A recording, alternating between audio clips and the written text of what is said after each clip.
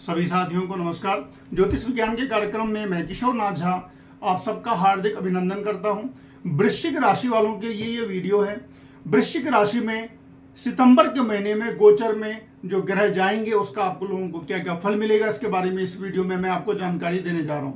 मित्रों, वृश्चिक राशि यानी कि 8 नंबर आपके लग्न में, यानी कि चंद्रमा आपका 8 नंबर का है और 8 नंबर के चंद्रमा से आपको क्या क्या फल मिलने वाला है सितंबर के महीने में। सबसे पहले जो प्रबल योग बनने जा रहा है वो है सूर्य और बुध की युति। सूर्य और बुध की युति 1 सितंबर से जब बुध देव सिंह राशि में चले जाएंगे और 22 सितंबर तक सिंह राशि में रहेंगे, तो सूर्य और बुध की युति यानी कि बुधादित्य योग आपके 10th हाउस में लग रहा है। अब 10th हाउस में बुधादित्य योग के लगने का मतलब ये होता है कि आपको सूर्य और बुध दोनों मिलकर के शुभ फल देंगे। चूंकि दशम भाव रिजल्ट का होता है, प्रतियोगिता परीक्षा का होता है, आपकी नौकरी का होता है, व्यापार का होता है, तो इन सब चीजों में सूर्य और बुध मिलकर के आपको फायदा देंगे। काफी अच्छी स्थिति रहेगी।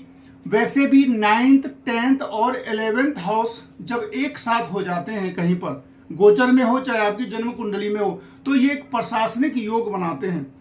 अब क्या है, 9th हाउस का लॉर्ड तो चंद्रमा है, तो चंद्रमा का क्या होता है, हर 2.25 दिन पे वो राशि बदलते हैं। तो राशि बदलते बदलते और चंद्रमा के बारे में कहा यह जाता है कि चूंकि इतनी तेजी से राशि बदलते हैं तो वो कहीं से भी फल दे सकते हैं। तो मेन 10th और 11वें का जो मालिक है वो दोनों 10th हाउस में बैठ गए, तो बुधादित्य योग लगा। उससे आपको जो फायदा होने वाला है वो सबसे बड़ा फायदा है कि जिस काम में आप मेहनत कर रहे थे उसमें सफलता देगा, क्योंकि दशमस्त सूर्य गोचर में कार्यों में सफलता देते हैं।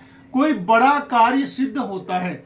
जिस काम में आप लगे हुए थे, कोई ना कोई आपका कोई बिजनेस में लगा हुआ है, कोई बिजनेस के बाद कोई नौकरी के लिए लगा हुआ है, विद्यार्थी परीक्षा के लिए लगे हुए हैं, कि जो कोई जिस कार्य में मेहनत कर रहे हैं उस मेहनत की सफलता मिलेगी, क्योंकि 10th हाउस में सूर्य के आ जाने से मेहनत की सफलता प्राप्त होती है। साथ ही साथ शुक्र जो है आपके, वो द्वादश शुक्र योग बनाएंगे। मित्रों, द्वादश शुक्र योग होता है एक वैभव संपन्नता का योग होता है। अगर किसी की कुंडली में जन्मकालीन द्वादश शुक्र योग लगा हुआ है तो वो जन्म से ही वैभव संपन्नता का योग होता है। तो द्वादश शुक्र योग आपकी कुंडली में बनने जा रहा है 17 सितंबर से। वर्तमान में अभी 24 अगस्त से कन्या राशि में है।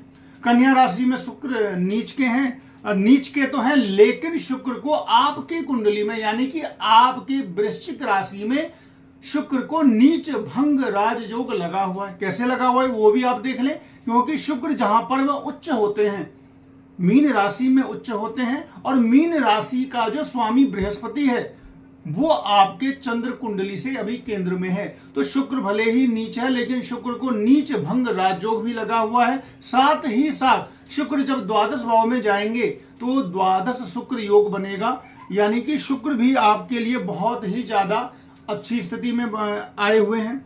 शुक्र को नीच भंग राजयोग लग गया। शुक्र आपको अर्थ की प्राप्ति करवाएंगे, यानी कि अर्थ प्राप्ति का जो योग होता है गोचर में जब द्वादश शुक्र होता है, तो द्वादश शुक्र आपका होने जा रहा है 17 सितंबर से। तो 17 सितंबर के बाद से निश्चित रूप से आपको धनार्जन होगा, धन की प्राप्ति होगी। जिस किसी धन प्राप्ति के लिए जो आप मेहनत कर रहे हैं उसमें बड़ी सफलता मिलेगी। अब बात करते हैं शनिदेव की। शनिदेव ने आपको बहुत ही पीड़ा दे रखी है और वो पीड़ा चल ही रही है। क्यों चल रही है? क्योंकि आपका जो चंद्र राशि है वो 8 नंबर है और आपसे 4थे भाव में शनिदेव बैठे हुए हैं 11 नंबर में। और जब भी चंद्र राशि से 4थे भाव में शनिदेव आते हैं तो शनिदेव की अढ़ैया लगती है। साथ ही साथ शनिदेव आपके 4थे भाव में स्वगृही होकर के हैं, जो कि एक पंच महापुरुष योग बनाए हुए हैं, जिसको शस्य योग कहा जाता है।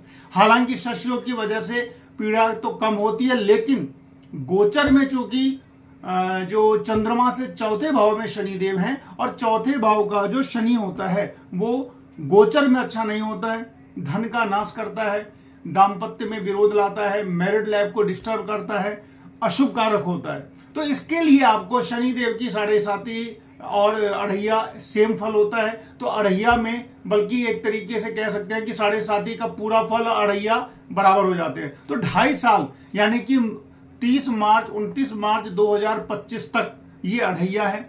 इस अढ़ैया में आपको जो शनिदेव का कष्ट अधिक होगा, खासकर उन लोगों को ज्यादा होगा जिनकी शनि की अंतरदशा प्रत्यांतर वगैरह चल रहा है या दशा चल रही है, और खासकर उन लोगों को जिनका शनि ऑलरेडी जन्मकालीन कुंडली में पीड़ित है। आप अपनी कुंडली देख सकते हैं कि आपका जो शनि है कहीं वो 1 नंबर का, 8 नंबर का, 5 नंबर का तो नहीं है, या फिर शनि सूर्य से दृष्ट तो नहीं है, या फिर शनि 0 से 4 अंश के बीच में तो नहीं है। अगर ऐसी परिस्थिति बनती है तो शनि जब खुद पीड़ित हैं तो वो आपको भी पीड़ा देंगे। इसके लिए आपको हनुमान जी की आराधना और शनिदेव की आराधना करनी है। अब बात करते हैं बृहस्पति और मंगल युति की। बृहस्पति और मंगल की युति आपकी कुंडली में सप्तम भाव में बनी हुई है। मंगल 30 अगस्त से मिथुन राशि में जाएंगे, यानी कि वो अष्टम मंगल का योग बनाएंगे। मंगल जब अष्टम भाव में गोचर में जाता है तो ये शुभकारी तो नहीं होता है। सबसे अष्टम भाव जो बीमारी का कारक होता है, तो अष्टम भाव में अगर मंगल आपके जा रहे हैं, मंगल लग्नेश होकर के अगर अष्टम भाव में जा रहे हैं, छठे भाव के मालिक होकर के अगर अष्टम भाव में जा रहे हैं, तो वो किसी न किसी प्रकार से कैजुअलिटी का योग बनाते हैं, खराब योग बनाते हैं। सीधी सी बात है, एक ही बात समझिए, आपके लिए प्रतिकूल स्थिति बनेगी, प्रतिकूल स्वास्थ्य प्रतिकूलता हो सकती है, मानसिक शारीरिक आर्थिक किसी भी प्रकार से वो मंगल आपको परेशानी दे सकते हैं। उस परेशानी को न्यून करने के लिए क्या होता है, जो योग है वो तो है ही, तो उसको न्यून करने के लिए आप फिलहाल कम से कम 1 महीने तक 3 बार हनुमान चालीसा का रेगुलर आप पाठ करें, तो क्या होगा, उस मंगल का जो दोष होगा, यानी कि मंगल आपका 30 अगस्त से जो मिथुन राशि में जा रहे हैं, उसके बाद आपको हनुमान जी की थोड़ी ज्यादा आराधना करनी होगी। 3 बार अगर एक आसन से हनुमान चालीसा पाठ करते हैं तो मंगल का जो भी नेगेटिव इफेक्ट है वो आपका कम हो जाएगा। अब बात करते हैं राहुदेव की। राहु आपके पंचम भाव में है, गोचर में है, लेकिन स्त्री राशि में है, और साथ ही साथ बृहस्पति की राशि में है। तो गोचर के हिसाब से तो नेगेटिव फल है, लेकिन चूंकि पंचमेश की राशि में है तो बृहस्पति जैसा फल देंगे, तो बहुत ज्यादा परेशानी नहीं देंगे। अब बात करते हैं सूर्य शनि सम सप्तक योग की।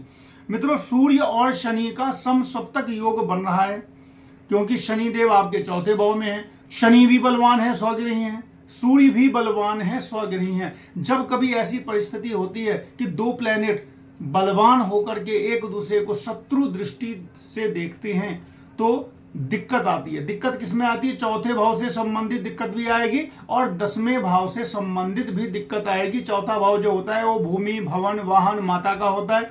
इसमें आपको किसी न किसी प्रकार से प्रतिकूल स्थिति बनेगी।